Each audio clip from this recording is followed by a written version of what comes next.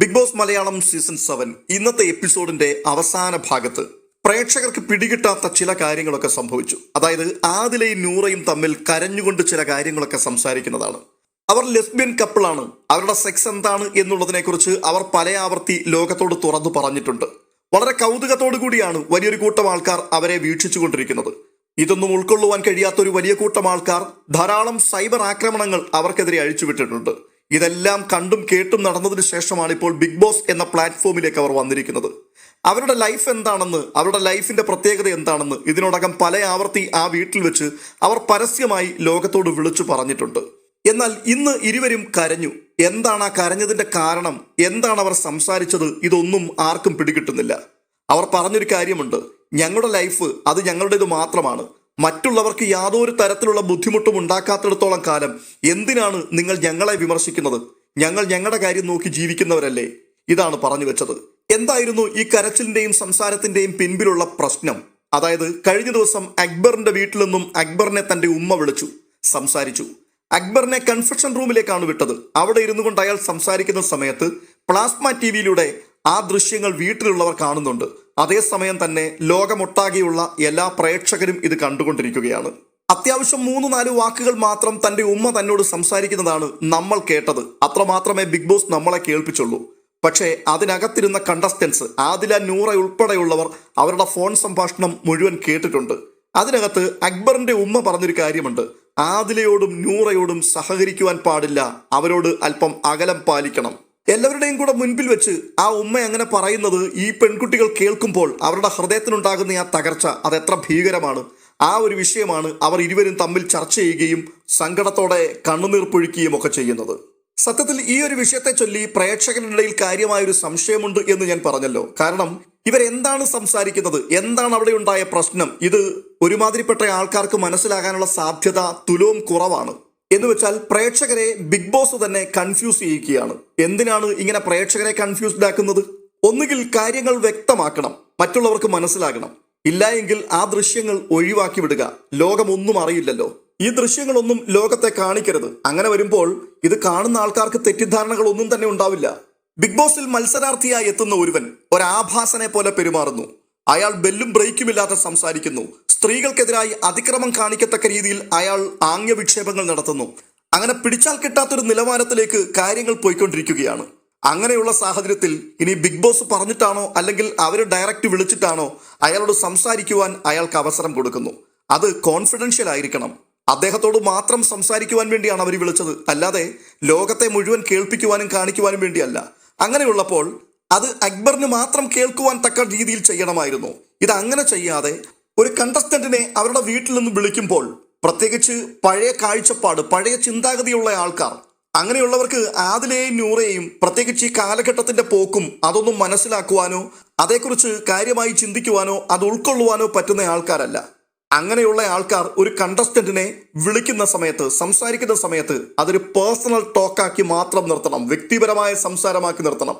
ഇല്ല എങ്കിൽ അവർ സംസാരിക്കുന്നതിന് മുൻപ് തന്നെ അവരോട് പറയണം, ആവശ്യമില്ലാത്ത കാര്യങ്ങൾ നിങ്ങൾ സംസാരിക്കരുത്.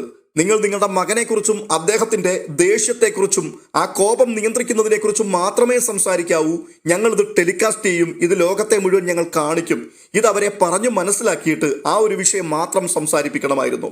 അവരുടെ മകന്റെ മോശം സംസാരത്തെയും പ്രവൃത്തിയെയും വിലക്കുവാൻ വേണ്ടി അവർക്ക് ഫോൺ ചെയ്യുവാൻ അവസരം കൊടുത്തിട്ട് അവർ മറ്റ് 2 കുട്ടികളെക്കുറിച്ച് അനാവശ്യമായി സംസാരിക്കുന്നു. അവരോട് ഇടപഴകരുത് എന്ന് മോനെ ഉപദേശിക്കുന്നു.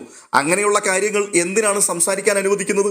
ഇനിയിപ്പോൾ അങ്ങനെ സംസാരിച്ചപ്പോൾ അത് ടെലികാസ്റ്റ് ചെയ്യുവാൻ വേണ്ടി തയ്യാറായ നിങ്ങൾ എഡിറ്റ് ചെയ്യാതെ ആ ഉമ്മ പറഞ്ഞത് മുഴുവൻ നിങ്ങൾ ലോകത്തെ കേൾപ്പിക്കണമായിരുന്നു. അത് കേട്ടതിന് ശേഷമാണ് ഈ കുട്ടികൾ ഇങ്ങനെ കരയുന്നതെന്നുണ്ടെങ്കിൽ ആൾക്കാർക്ക് മനസ്സിലാകും അതിന്റെ പിൻപിലുള്ള കാരണം എന്താണെന്ന്. ഇതിപ്പോൾ ഇവർ 2 പേരും ഒരിടത്തിരുന്ന് കരയുന്നു, ഒരാളുടെ കണ്ണുനീർ മറ്റൊരാൾ ഒപ്പിക്കൊടുക്കുന്നു. ഇതൊക്കെ കാണുമ്പോൾ സ്വാഭാവികമായിട്ടും ജനത്തിനിടയിൽ ഒരു തെറ്റിദ്ധാരണ ഉണ്ടാവും. ഇവർ വെറുതെ കരഞ്ഞു മെഴുകുകയാണ്, സഹതാപം പിടിച്ചു പറ്റുവാനും വോട്ട് പിടിക്കുവാനും വേണ്ടിയുള്ള കണ്ണുനീരാണ്, കള്ളക്കണ്ണുനീരാണ് ഈ പെൺകുട്ടികൾ നടത്തുന്നത് എന്നൊരു ചിന്ത സ്വാഭാവികമായും ചിലരുടെയെങ്കിലും ഉള്ളിൽ വരും. അതിന് കാരണക്കാരാരാണ്? അത് 100% ബിഗ് ബോസ് തന്നെ കാണിച്ച മണ്ടത്തരമാണ്, മഠയത്തരമാണ്. ഇത്രയും ചിന്തിക്കുവാനുള്ള കഴിവില്ലാത്ത ആൾക്കാരാണോ ഇതിന്റെ ക്രൂ മെമ്പേഴ്സായിട്ടൊക്കെ ഇരിക്കുന്ന ആൾക്കാർ? അതുകൊണ്ട് തന്നെയാണ് ആദ്യം പറഞ്ഞത്, ഒന്നുകിൽ ഈ സംഭവം മുഴുവൻ കേൾപ്പിക്കണം, കാണിക്കണം. ഇല്ല എന്നുണ്ടെങ്കിൽ ഇതൊട്ടും തന്നെ നിങ്ങൾ കാണിക്കാതിരിക്കണം. ജനത്തെ നിങ്ങൾ കൺഫ്യൂസ് ചെയ്യിക്കരുത്. എന്തുകൊണ്ടാണ് ആ ഫോൺ സംഭാഷണം പകുതി വെച്ച് നിങ്ങൾ മുക്കിക്കളഞ്ഞത്? ആദിലയോടും നൂറയോടും സംസാരിക്കരുത്, സഹകരിക്കരുത് എന്ന് അക്ബറിനെ തന്റെ ഉമ്മ ഉപദേശിക്കുന്നത് എന്തുകൊണ്ടാണ് നിങ്ങൾ മുക്കിക്കളഞ്ഞത്? അത് അങ്ങനെ ടെലികാസ്റ്റ് ചെയ്ത് കഴിഞ്ഞാൽ ഒരുപക്ഷെ അക്ബറിന് അത് നെഗറ്റീവ് ആകും. അതിനേക്കാൾ ഉപരി പ്രായമായ ആ ഉമ്മയ്ക്ക് തെറിവിളി നേടിക്കൊടുക്കുവാനുള്ള ഏറ്റവും പ്രധാനപ്പെട്ട ഒരു വഴിയാക്കി ഇത് മാറ്റുകയും ചെയ്യും. പൊതുജനം പലവിധമാണ്. അവർ പലതരത്തിൽ ചിന്തിക്കുകയും പെരുമാറുകയും പ്രതികരിക്കുകയും ചെയ്യുന്ന ആൾക്കാരാണ്. അവരൊക്കെ വേണമെങ്കിൽ ഈ പ്രായമുള്ള ആ ഉമ്മയെ ചിലപ്പോൾ പൊങ്കാലയിട്ടെന്നിരിക്കും, ആ കുടുംബത്തെ അധിക്ഷേപിച്ചെന്നിരിക്കും. അതവർക്ക് ഉണ്ടാക്കി കൊടുക്കാതിരിക്കുവാൻ വേണ്ടിയാണ് നിങ്ങൾ ആ ഫോൺ സംഭാഷണത്തിലെ ഈ പറയപ്പെട്ട ഭാഗങ്ങൾ കട്ട് ചെയ്ത് കളഞ്ഞിട്ട് ബാക്കി മാത്രം ലോകത്തെ കാണിച്ചത്. എന്നാൽ അങ്ങനെ ഉണ്ടായിരുന്നപ്പോൾ ആദിലയെയും നൂറയെയും നിങ്ങളിത് കേൾപ്പിക്കാൻ തയ്യാറാകരുതായിരുന്നു. ആ കുട്ടികളുടെ മനസ്സ് എത്രമാത്രം തകർന്നിട്ടുണ്ട്. പുറത്തു നിൽക്കുന്ന ഒരാൾ വിളിച്ചിട്ട് പറയുകയാണ് അവരോട് രണ്ടിനോടും സഹകരിക്കരുത്, സംസാരിക്കരുത് എന്ന്. എന്നിട്ട് ഇപ്പൊ എന്തായി? അവരിരുവരും ഇരുന്നുകൊണ്ട് സംസാരിക്കുകയും കരയുകയും ചെയ്യുമ്പോൾ സംഭവിച്ചതിനെക്കുറിച്ചുള്ള സൂചന അവരുടെ വായിലൊന്ന് വീഴുന്നുണ്ട്. എന്നിട്ടോ നിങ്ങൾ അത്രയും ഭാഗം മാത്രം കട്ട് ചെയ്ത് ലോകത്തെ കേൾപ്പിക്കുവാനും തയ്യാറായി. അവർ സംസാരിച്ച 2-3 വാക്കുകൾക്കിടയിൽ നിന്നും നമുക്ക് കാര്യങ്ങൾ വായിച്ചെടുക്കുവാൻ കഴിയുന്നുണ്ട്. അതിന്റെ പ്രതികരണമാണ് ഈ പറയുന്നത്. ഇത് അങ്ങേയറ്റം തെമ്മാടിത്തരമെന്നേ പറയാൻ പറ്റുള്ളൂ. ബിഗ് ബോസ് എന്ന ഒരു റിയാലിറ്റി ഷോയ്ക്കുള്ളിലേക്ക് പങ്കെടുക്കുവാൻ വേണ്ടി വരുന്ന ആൾക്കാർ അവർ പല കാഴ്ചപ്പാടുകളുള്ളവരാണ്. പലതരത്തിലുള്ള ജീവിത ശൈലികളെ പിന്തുടരുന്ന ആൾക്കാരാണ്. അവർ സമൂഹത്തിന്റെ മുൻപിൽ പലപ്പോഴും വെല്ലുവിളിയോടുകൂടി നിൽക്കുന്നവരും വെല്ലുവിളിക്കപ്പെടുന്നവരുമാണ്. അങ്ങനെയുള്ള ആൾക്കാർ എത്തിച്ചേരുന്ന ഒരു പ്ലാറ്റ്ഫോമിലേക്ക് വീട്ടിൽ നിന്നും ഒരു കോൾ ചെയ്യുവാൻ തയ്യാറാകുമ്പോൾ അറ്റ്ലീസ്റ്റ് മുന്നമേ കൂട്ടി അവരോട് കാര്യങ്ങൾ പറഞ്ഞു കൊടുക്കണം. നിങ്ങൾ എന്തൊക്കെ അവരോട് സംസാരിക്കണം, എന്തൊക്കെ അവരോട് സംസാരിക്കാൻ പാടില്ല എന്നുള്ളത്. അതുമാത്രവുമല്ല, ഇത്രയും മുതിർന്ന ആൾക്കാർ സംസാരിക്കുമ്പോൾ കൃത്യമായ ഒരു കരുതലുണ്ടാകണമായിരുന്നു. അതുകൊണ്ട് തന്നെ ഏറ്റവും കുറഞ്ഞത് ഇത് പേഴ്സണലാക്കി വെക്കണമായിരുന്നു. അക്ബറിന്റെ ഉമ്മയ്ക്ക് അയാളോട് മാത്രം സംസാരിക്കുവാനുള്ള അവസരം ഉണ്ടാക്കണം. അത് നിങ്ങൾ കണ്ടസ്റ്റൻസിനെ കേൾപ്പിക്കരുത്, ലോകത്തെ കേൾപ്പിക്കരുത്. പിന്നെ പുറം ലോകം എന്താണ് നിങ്ങളെക്കുറിച്ച് കരുതുന്നത്? പുറം ലോകത്ത് നിങ്ങൾ നെഗറ്റീവാണോ പോസിറ്റീവാണോ? ഇങ്ങനെയുള്ള കാര്യങ്ങൾ അറിയുവാൻ ഈ മത്സരാർത്ഥിക്ക് തീർച്ചയായിട്ടും ജിജ്ഞാസയുണ്ടാവും. അങ്ങനെയുള്ള കാര്യങ്ങൾ അറിയാതിരിക്കുവാൻ വേണ്ടി കോൺഫറൻസ് കോളിൽ നിങ്ങൾക്ക് അവരുടെ കൂട്ടത്തിൽ പാർട്ടിസിപ്പേറ്റ് ചെയ്യാം. അവരുടെ വീട്ടുകാരോട് പറയാം, ഞങ്ങൾ ഈ കോളിനകത്ത് ഇത് കേട്ടുകൊണ്ടിരിക്കുകയാണ്. അപ്പോൾ തന്നെ മത്സരാർത്ഥിയോട് പറയാം, അനാവശ്യമായ കാര്യങ്ങൾ ചോദിക്കരുത്, പറയരുത് എന്നുള്ളത്.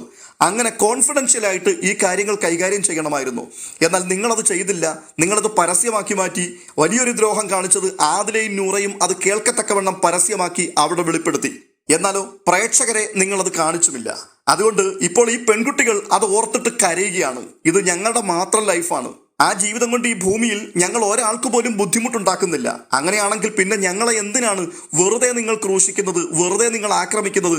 ഇത് പറഞ്ഞുകൊണ്ടാണ് അവർ കരയുന്നത്. അക്ബറിന്റെ ഉമ്മ അങ്ങനെ സംസാരിച്ചിട്ടുണ്ടെങ്കിൽ അതിനെ കുറ്റം പറയുവാൻ ഒരിക്കലും ഞാൻ തയ്യാറാവില്ല. കാരണം അവർ പഴഞ്ചൻ ചിന്താഗതിയുള്ള ഒരു പഴയ ഉമ്മയാണ്. അവരുടെ വായിലൊന്നും ഇത്തരത്തിലുള്ള കാര്യങ്ങൾ മാത്രം നമുക്ക് പ്രതീക്ഷിച്ചാൽ മതി. മതം അടിച്ചേൽപ്പിച്ച പഴയകാല ചിന്താഗതികളൊക്കെയാണ് അവരുടെ ഉള്ളിൽ ഇപ്പോഴും പച്ചയായി നിലനിൽക്കുന്നത്. അങ്ങനെയുള്ള ഒരു വ്യക്തിയുടെ ഉള്ളിൽ നിന്നും ഒരുപക്ഷെ ഇത്തരത്തിലുള്ള സംസാരങ്ങളൊക്കെ ഉണ്ടാവും. ഇത് മുന്നിൽ കൂട്ടി കാണുവാൻ ബിഗ് ബോസിന് കഴിയണമായിരുന്നു. അവിടെ ഗുരുതരമായ വീഴ്ച സംഭവിച്ചു. ആ കോള് നിങ്ങൾ പബ്ലിക്കാക്കി. എന്നാൽ പബ്ലിക്കിന്റെ മുമ്പിൽ മുഴുവൻ നിങ്ങൾ വെളിപ്പെടുത്തിയില്ല. എന്നിട്ട് ആ കുട്ടികൾ ഇരുന്ന് കരയുന്നത് വാലും തലയും ഇല്ലാതെ നിങ്ങൾ ലോകത്തെ പ്രദർശിപ്പിച്ചു. കണ്ടുകൊണ്ടിരിക്കുന്ന ആൾക്കാർ അന്തം വിട്ടിരിക്കുകയാണ്. ഈ കുട്ടികൾ എന്തായി പറയുന്നത്? എന്തുകൊണ്ടാണ് അവർ കരയുന്നത്? ആർക്കും ഒന്നും അറിയില്ല. സോഷ്യൽ മീഡിയ മുഴുവൻ കമന്റ് എഴുത്തുകാർ വന്ന് നിറയുകയാണ്. ആദിലയും നൂറയും കരയുന്ന കണ്ടു, ആർക്കെങ്കിലും എന്തെങ്കിലും മനസ്സിലായോ എന്ന്. ചുരുക്കി പറഞ്ഞാൽ ഇത്തരത്തിലുള്ള ഗുരുതരമായ വീഴ്ചകൾ ഇങ്ങനെയുള്ള റിയാലിറ്റി ഷോയുടെ ശോഭ തന്നെ കെടുത്തിക്കളയുന്നതാണ്. അതുകൊണ്ട് ബിഗ് ബോസ് അധികൃതർ ഇങ്ങനെയുള്ള കാര്യങ്ങളെക്കുറിച്ച് ഗൗരവമായി ചിന്തിക്കണം.